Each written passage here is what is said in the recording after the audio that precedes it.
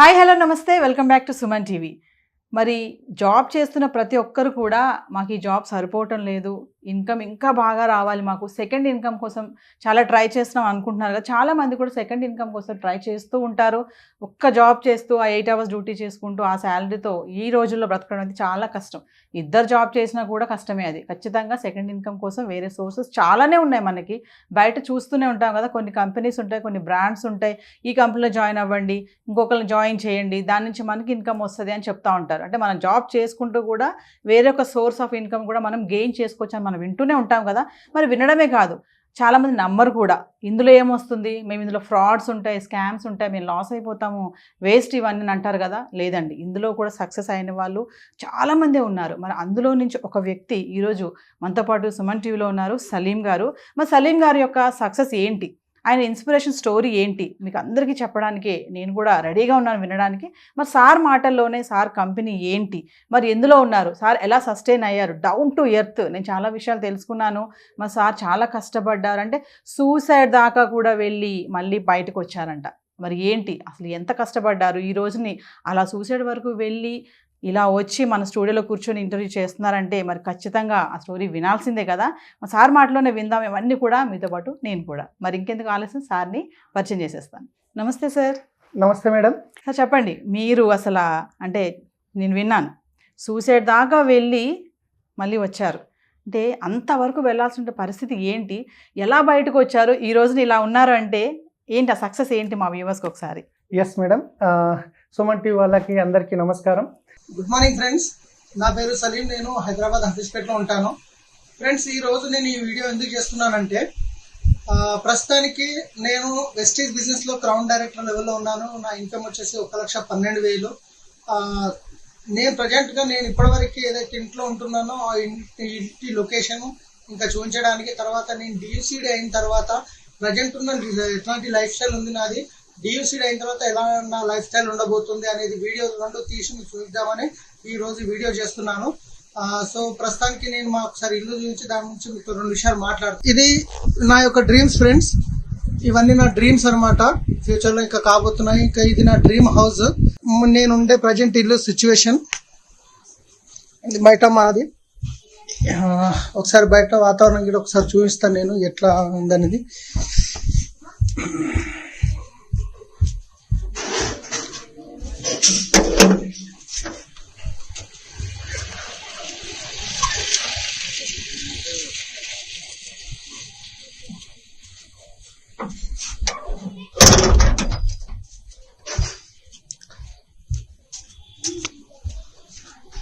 Friends, ఇది మా ఇంటి యొక్క వాతావరణం, మేము ఉండే సిచ్యువేషన్, ఈ ఇంట్లో ఉంటున్నాము.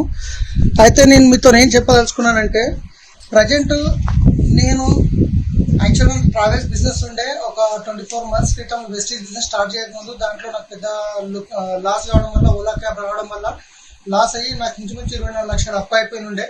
కానీ అదే అప్పుకు ప్రతి నెల ఇంట్రెస్ట్ 70,000 కడుతూ, నా ఇన్కమ్ అనేది లేదు, నెలకి 70,000 రూపాయలు కడుతూ నేను వెస్టీజ్ బిజినెస్ బిల్డ్ చేస్తూ 24 నెలల్లో క్రౌన్ అయ్యాను.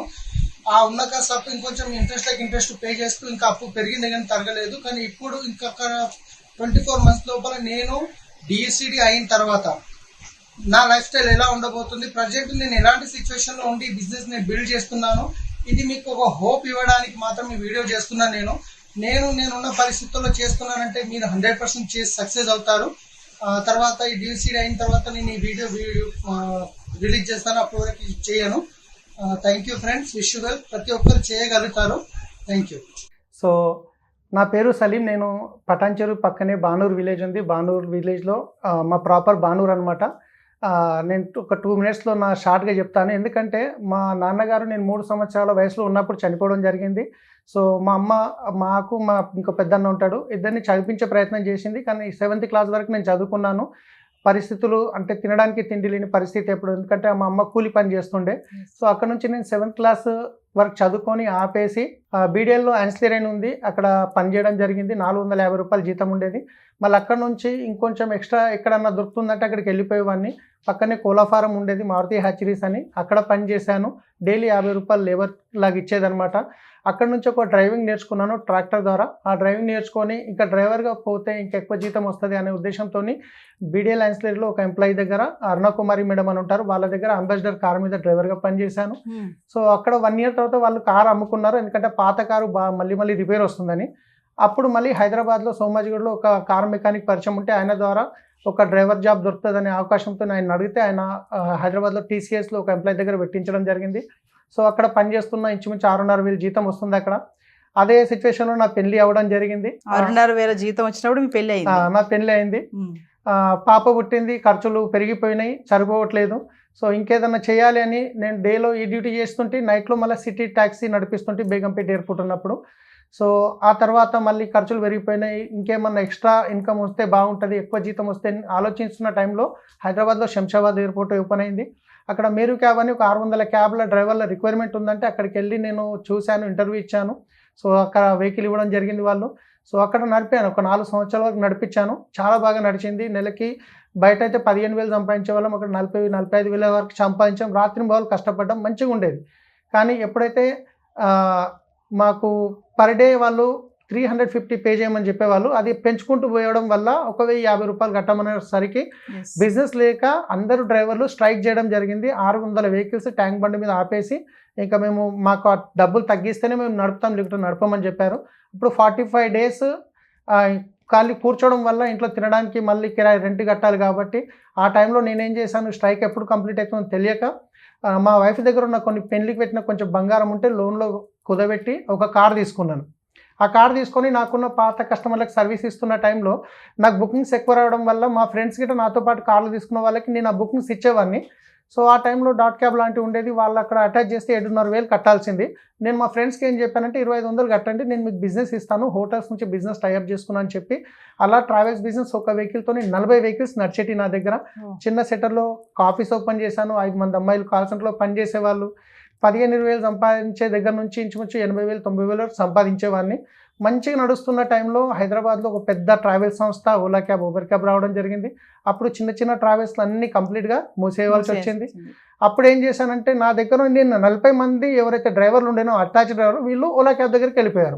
నా దగ్గర హోటల్స్ నుంచి కంపెనీ నుంచి బిజినెస్ ఉంది కానీ వెహికల్స్ లేవు.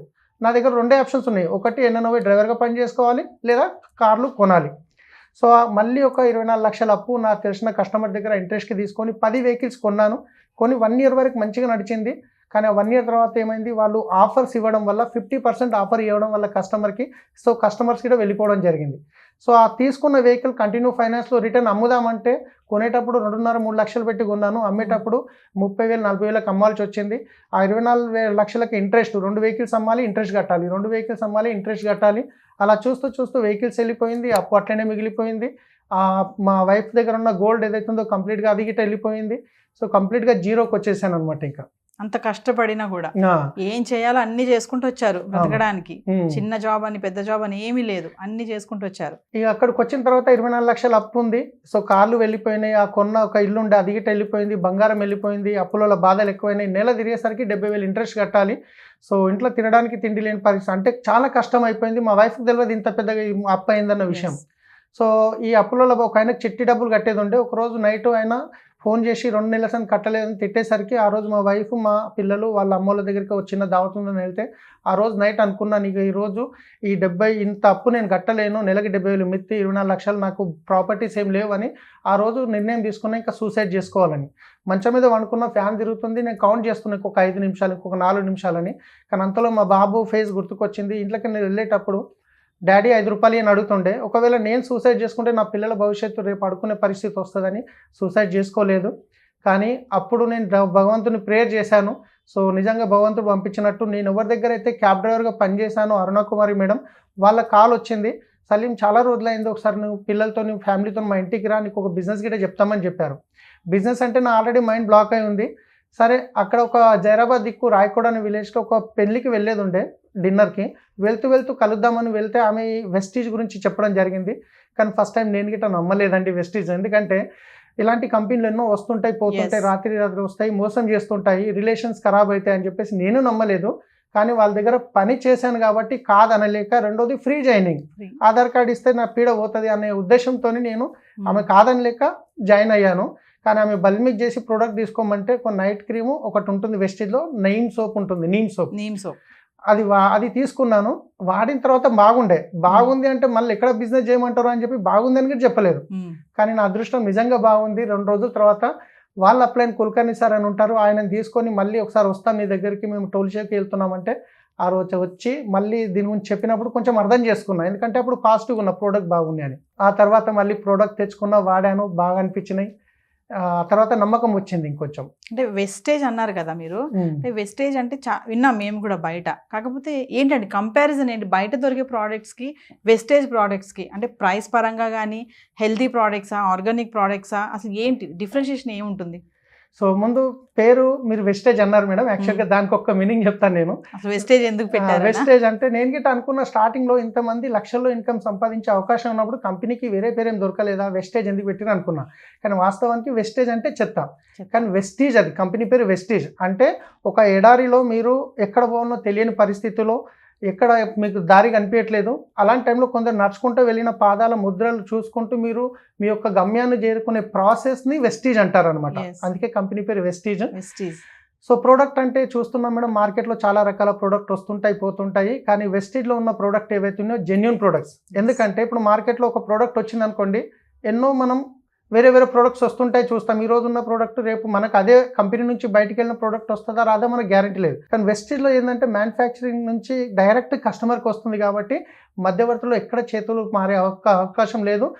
ఇంకొకటి ఏంటంటే మీరు బయట ఏ బ్రాండ్ చూసినా 2-3 సంవత్సరాలకు అప్డేట్ అవుతుంటుంది, కానీ వెస్టీజ్లో 20 సంవత్సరాల నుండి అప్పుడు తయారైన ప్రోడక్ట్ ఇప్పటికి అదే బ్రాండ్ వస్తుంటుంది. ఎందుకంటే క్వాలిటీలో నెంబర్ 1 ఉంటుంది, కస్టమర్కి క్వాలిటీ గ్యారంటీ ఇస్తుంది. కస్టమర్కి ఏం చెప్తుంది కంపెనీ అంటే, ఫస్ట్ మీరు వాడండి, వాడిన తర్వాత మీకు నచ్చలేదు 30% వాడి రిటర్న్ ఇచ్చేయండి, మీ డబ్బులు మీరు తీసుకోండి అంటుంది. అంత మంచి గ్యారంటీ ఇస్తుంది. న్యాచురల్ ప్రొడక్ట్స్ ఉంటాయి, అది వాడితే మీరే చెప్తారు, నేనైతే మీకు చెప్పలేదు కానీ అంత బాగుంటాయి ప్రొడక్ట్స్. సార్ ఇంకొకటి, ఇప్పుడు వెస్టేజ్లో కొత్తగా జాయిన్ అయిన వాళ్ళు బిజినెస్ని ప్లాన్ చేయాలంటే ఆ ప్రాసెస్ ఎలా ఉంటుంది? సో వెస్టేజ్లో చూడండి మేడం, ఈరోజు మార్కెట్లో చాలా కంపెనీలు వచ్చి 10,000 కట్టండి, 20,000 కట్టండి, అవి తీసుకోండి, సూట్లు తీసుకోండి, జీవితంలో ఒకేసారి కట్టాలని పాపం చాలా మందిని ట్రాప్లో దించేసి మోసం చేస్తుంటాయి. కానీ వెస్టేజ్లో ఎలాంటి ₹1 పెట్టుబడి పెట్టే అవసరం లేదు. మీకు ఎవరైతే వెస్టేజ్ గురించి చెప్పారో వాళ్ళకు ఒక ఐడి ప్రూఫ్, అది గిట్ట ఓటర్ ఐడి కావచ్చు, డ్రైవింగ్ లైసెన్స్ కావచ్చు, ఆధార్ కార్డు కావచ్చు, రేషన్ కార్డు కావచ్చు, పాస్పోర్ట్, ఏదో ఒక ఐడి ప్రూఫ్తో మీరు ఐడి జనరేట్ చేసుకుంటారు. ఆ తర్వాత మీరు ఆన్లైన్లో పర్చేజ్ చేసుకోవచ్చు, లేదా ఫిజికల్ స్టోర్స్ ఉంటాయి, అక్కడికి వెళ్ళి మీకు ఎంత అవసరమో అంతే కొనవచ్చు. ఇంతే కొనాలి అనే రూల్ ఉండదు, ఇంతమందిని కట్టించాలి, ఇంతమందిని జాయిన్ చేయాలి, ఎలాంటి రూల్స్ ఉండవు. స్టార్ట్ చేయాలనుకున్న వాళ్ళకి సింపుల్ ప్రాసెస్, తెలిసిన వాళ్ళ ద్వారా ఒక రెఫరల్ ఐడి ద్వారా స్టార్ట్ చేసుకోవచ్చు. నేను కొంతమంది దగ్గర విన్నాను సార్, వెస్టేజ్ ప్రోడక్ట్స్ అంటే కొంచెం ఆర్గానిక్ ఉంటాయి, హెల్దీ ప్రోడక్ట్స్ అని అంటారు. మరి బయట చూసుకుంటే నవేడేస్ ఏంటంటే చాలా ఆర్గానిక్ ప్రోడక్ట్స్ వచ్చేసాయి, ఆర్గానిక్ ఫుడ్స్ అని చెప్పేసి మనం చూస్తూనే ఉన్నాం కదా. కంపేర్ టు వెస్టేజ్కి వాటికి డిఫరెన్షియేషన్ ఏముంటుంది? అంటే అక్కడ కూడా ఆర్గానికే కదా, అంటే ఆర్గానిక్లో కూడా ఇంకో ఆర్గానిక్ అంటే డిఫరెంటేషన్ ఎలా ఉంటుంది అంటారు అసలు? సో ఇప్పుడు ఎగ్జాంపుల్ తీసుకుంటే మనం ఒక సబ్బు తీసుకుందాం. సబ్బులో మీకు గ్రేడ్ 1, గ్రేడ్ 2, గ్రేడ్ 3 ఉంటుంది. అంటే TFM ఏదైతే ఉందో 75, 76%, 60 అట్లా ఉంటాయి కదా. సో ఇది మన దగ్గర ఏదైతే సోప్ ఉంటుందో గ్రేడ్ 1 76% TFM అనేది ఉంటుంది. న్యాచురల్ ప్రొడక్ట్ ఉంది, నీమ్, తులసి, పుదీనాతో తయారైంది. సో చాలా బాగుంటుంది. రెండోది వచ్చేసి హెల్త్ సప్లిమెంట్స్ ఉంటాయి మేడం, నిజంగా మిరాకిల్ ప్రొడక్ట్స్ మేడం. నాకే వెస్టేజ్లకు రాకముందు చాలామంది చెప్పుకోవడానికి సిగ్గుపడతారు. ఫైల్స్ అనేటివి ఉంటాయి చూసారా, అది బాడీలో హీట్ ఎక్కువ అవడం వల్ల ఫైల్స్ రూపంలో వస్తుంది. అలాంటి ఫుడ్ సప్లిమెంట్స్ ఉన్నాయి, నేను వాడాను, నాకు చాలా మంచిగా క్యూర్ అయింది. ఎందుకంటే ఫైల్స్ అనేది బాడీలో హీట్ జనరేట్ అవ్వడం వల్ల వస్తుంది. సో మన దగ్గర నీమ్ అంటే వేపాకుతో తయారైంది, అలోవేరా అంటే కలబందతో తయారైంది, ఆమ్లా అంటే ఉసిరిగాలతో తయారైంది. ఇది బాడీలో టెంపరేచర్ని కంట్రోల్ చేస్తుంది కాబట్టి ఫైల్స్ అనేది తగ్గుతుంది. అట్లాంటి సప్లిమెంట్స్ ఉంటాయి, అంటే కెమికల్ గోళీలు కాదు, నేను డాక్టర్ని కాదు, మనం తినే ఆహారంలో దొరకనటువంటి పోషకాలను మనకు సప్లిమెంట్ రూపంలో ఇస్తుంది కంపెనీ. అంటే హెల్త్ సప్లిమెంట్స్ ఉంటాయి, ఫుడ్ సప్లిమెంట్స్ కూడా ఉంటాయి దీంట్లో? ఎస్ మేడం, హెల్త్ సప్లిమెంట్స్ ఉంటాయి, మనం తినే ఆహారంలో దొరకనటువంటి పోషకాలు దొరుకుతాయి, ఇంట్లోకి వాడుకునే ప్రోడక్ట్స్ ఏవైతే ఉన్నాయో, సో ఇప్పుడు బట్టలు ఉతికే లిక్విడ్ కానీ, పేస్ట్ కానీ, సబ్బు కానీ చాలా మంచి ప్రోడక్ట్స్ ఉంటాయి. అలాగే అగ్రికల్చర్లో కూడా ఒక ఆర్గానిక్ ప్రోడక్ట్స్ ఉంటాయి, అంటే ఎటువంటి అది మనిషి తీసుకుంటే ఎలాంటి సైడ్ ఎఫెక్ట్ ఉండనటువంటి ప్రోడక్ట్ గిట మనకు అగ్రికల్చర్ ప్రొడక్ట్స్ ఉన్నాయి. కలర్ కాస్మెటిక్స్ ఉంటాయి మేడం. మీరు చాలామంది సినిమా హీరోలు చూసినట్లయితే చాలామంది లేడీస్కి క్యాన్సర్ లాంటివి వస్తున్నాయి, ఎందుకంటే దాంట్లో పారాఫిన్ అనే ఒక ప్రోడక్ట్ కెమికల్ ఉంటుందని. కానీ మన దగ్గర ఉన్న కాస్మెటిక్స్లో పారాఫిన్ ఫ్రీ ఉంటుంది. రెండోది మీరు లిప్స్టిక్ పెట్టుకున్న లేడీస్ ఎవరైనా కానీ ఇట్లా అన్నప్పుడు లోపలికి వెళ్తుంది. కానీ మన దగ్గర ఉన్న లిప్స్టిక్లో ప్రోటీన్ ఉంటుంది. అది లోపలికి వెళ్ళిందంటే ప్లస్ పాయింటే కానీ సైడ్ ఎఫెక్ట్స్ అలాంటి న్యాచురల్ ప్రొడక్ట్స్ ఉంటాయి కాబట్టి కంపెనీ 20 సంవత్సరాల నుంచి నడుస్తుంది మేడం. ఎస్. అంటే వెస్టేజ్లో నిత్యావసర వస్తువులు అంటారు కదా, అంటే ఏమేమి దొరుకుతాయి అసలు? ఇప్పుడు ఒక ఇంట్లో ఫ్యామిలీ మెంబర్స్ మనం కిరాణాకి వెళ్తాం, మంత్లీ గ్రాసరీ ఐటమ్స్ అంటాం కదా, మీ దగ్గర ఏమేమి ప్రోడక్ట్స్ దొరుకుతాయి అసలు? సో సబ్బులు, పేస్టులు, బ్రష్లు, హెయిర్ ఆయిల్, షాంపూలు, వంట నూనెలు, తర్వాత మంచి నూనె ఇదవుతుంది, ఇలాంటివన్నీ. కాకపోతే పిండి, బియ్యము, ఉప్పు, షుగర్ లాంటివి తప్ప మిగతావన్నీ మీకు మార్కెట్లో దొరికే ప్రతి ప్రోడక్ట్ దొరుకుతుంది. 400కి పైన ప్రోడక్ట్ కంపెనీ ఓన్గా మ్యానుఫ్యాక్చరింగ్ చేస్తుంది. ఇప్పుడు వంట నూనె అన్నారు, కమింగ్ టు ఇప్పుడు బయట చూస్తే ఆయిల్స్ అసలు అది వాడండి, ఇది వాడండి, ఈ ప్యాకెట్ ఆయిల్ వాడొద్దని చెప్పేసి ఆ ఆయిల్ వాడాలి, బ్రాండెడ్స్ చెప్తున్నారు కదా. మరి మీ దగ్గర వెస్టేజ్లో ఎందుకు ఆయిల్ తీసుకోవాలి మేము అంటే? సో యాక్చువల్గా చూస్తే మేడం ఈరోజు సగం కంటే ఎక్కువ రోగాలు వస్తున్నాయంటే బయట మార్కెట్లో దొరికే వాడే నూనె వల్ల వస్తున్నాయి. ఎందుకంటే మీకు తెలుసు పల్లి నూనె ఉంటుంది, సన్ఫ్లవర్ ఆయిల్ ఉంటుంది. కానీ ఈరోజు ఎంతమంది సన్ఫ్లవర్ వండిస్తున్నారు, ఎంతమంది పల్లి వండిస్తున్నారు, పాపులేషన్ పెరుగుతుంది. సో బయట ఇంత కెమికల్స్ ఉంటే మీకు తెలుసు, నేను చెప్పాల్సిన అవసరం లేదు. కానీ ఇక్కడ వచ్చేసి ఇది ఏంటంటే రైస్ బ్రాండ్ ఆయిల్ అంటారు, తౌడుతో తయారవుతుంది. బియ్యం గింజ పైన వచ్చే తౌడుతో తయారవుతుంది. ఇది 0 కొలెస్ట్రాల్ ఉంటుంది. సో ఇది వచ్చేసి మీరు బయట నూనె తీసుకొని పొయ్యి మీద ఒక 175 డిగ్రీ గరం చేసిరు అనుకోండి, మీకు పొగలు వస్తాయి.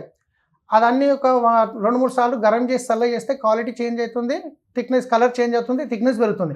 కానీ మన రైస్ బ్రాండ్ ఆయిల్ ఏదైతుందో 300 డిగ్రీస్ గరం చేసినా కానీ పొగలు రావు. మీరు ఎన్నిసార్లు గరం చేసి చల్ల చేసినా సేమ్ కలర్, సేమ్ క్వాంటిటీ ఉంటుంది. సో 0 కొలెస్ట్రాల్ ఉంటుంది. సో కమింగ్ టు 50% వాడితే చాలు.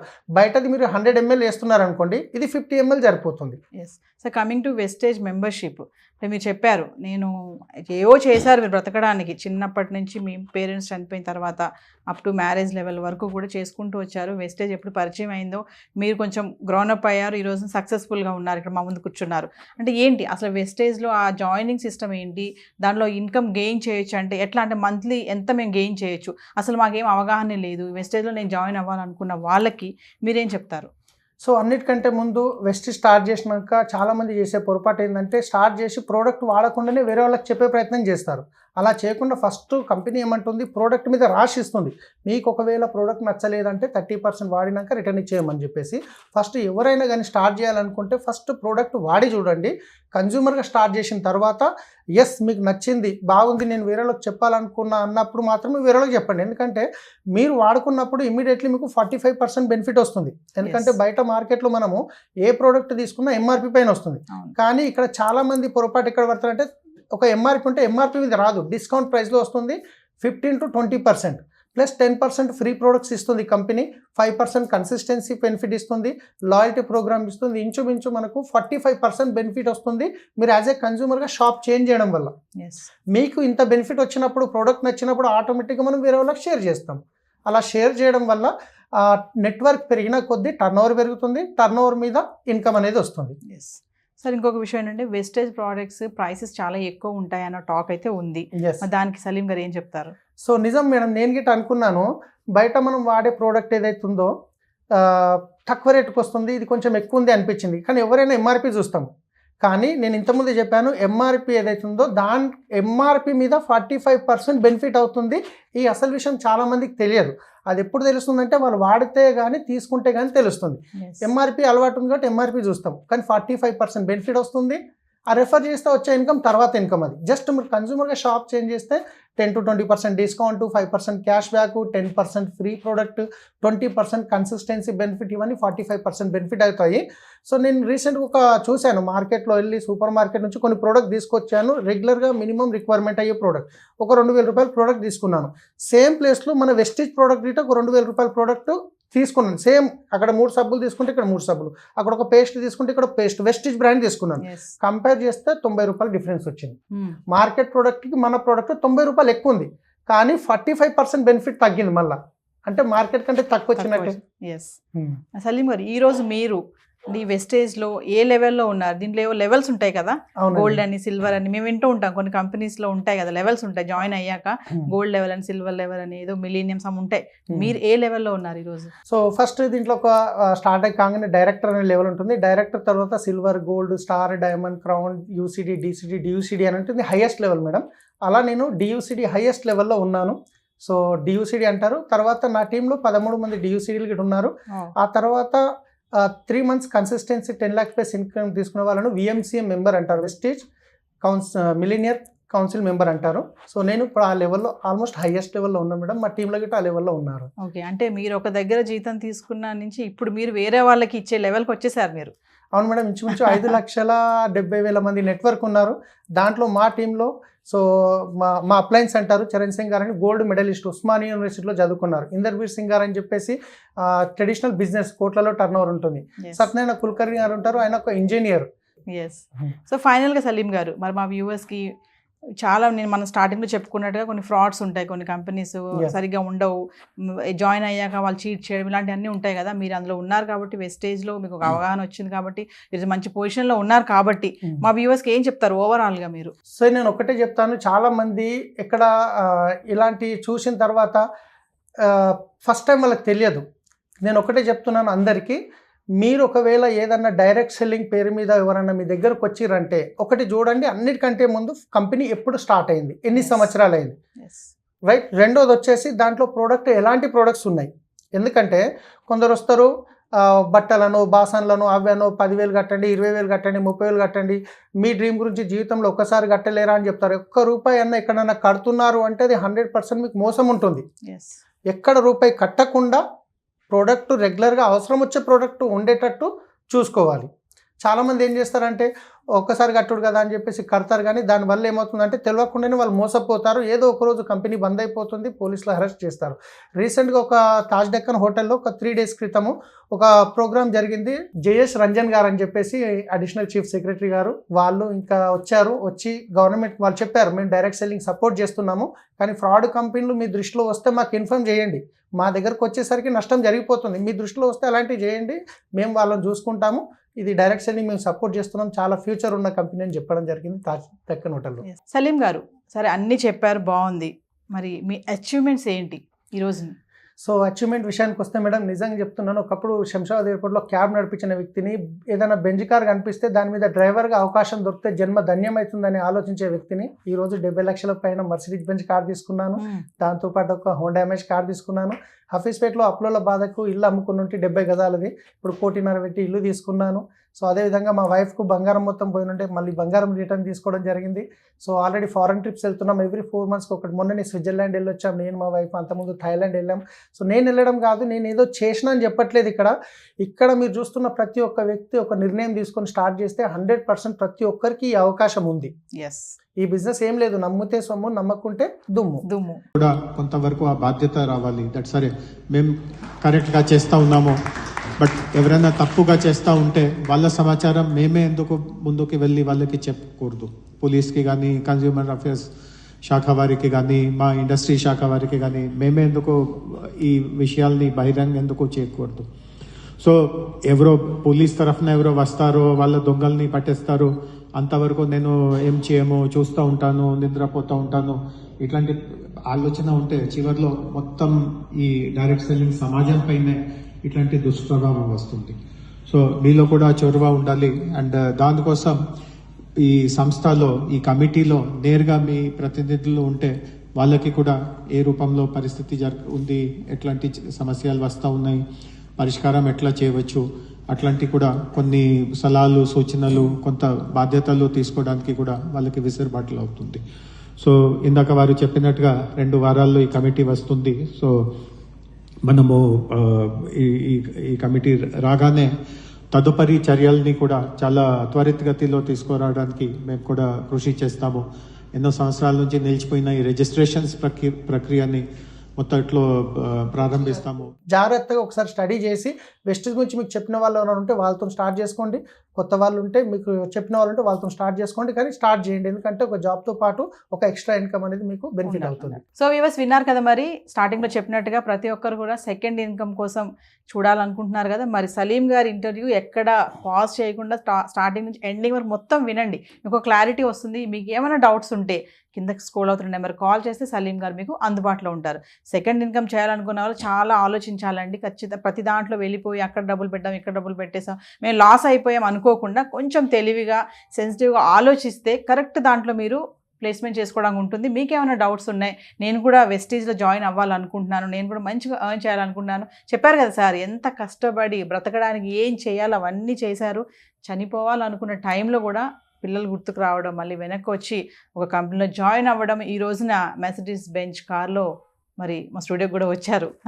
మరి చూసారు కదా సక్సెస్. మరి ఖచ్చితంగా మీరు కూడా సక్సెస్ని చేరుకోవచ్చు. కింద స్క్రోల్ అవుతున్న నెంబర్కి కాల్ చేస్తే మీకు ఇంకా డీటెయిల్స్ కావాలంటే సలీం గారు మీకు అందుబాటులో ఉంటారు. మరొక ఇంట్రెస్టింగ్ ఐటెంతో మళ్ళీ మీ ముందుకు వస్తాం. This is Naveena signing off. Thank you sir. Thank you ma'am.